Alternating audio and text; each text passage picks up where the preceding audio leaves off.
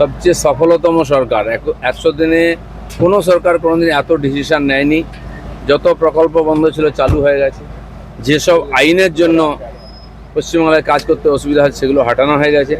কাজ করার রাস্তা আমরা পরিষ্কার করে নিয়েছি এবং যে সিদ্ধান্ত সরকার নিয়েছে তার লাভ খুব তাড়াতাড়ি সাধারণ মানুষ পাবেন। কোথায় সিজেপি আছে, কারা নেতা আমরা তো জানি না, পাবলিকও জানে না। কিছু লোক এই সুযোগে নেতা হওয়ার সুযোগ করছে, যদি উৎপাত করে পুলিশ তাকে দেখবে। আয়ুষ্মান ভারত আগের থেকে আমরা রেজিস্ট্রেশন করতে বলেছিলাম, কালকে ঘোষণা হয়ে গেল, সরকারের সঙ্গে এমওইউ সাইন হয়ে গেছে।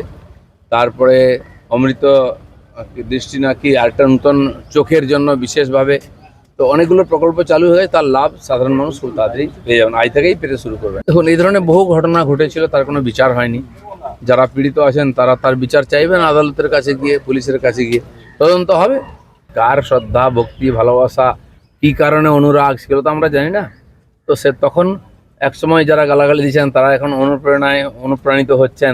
এসব নিয়ে আমাদের মাথা ব্যথা করার মানুষ বিদায় দিয়েছে, ভুলে যান।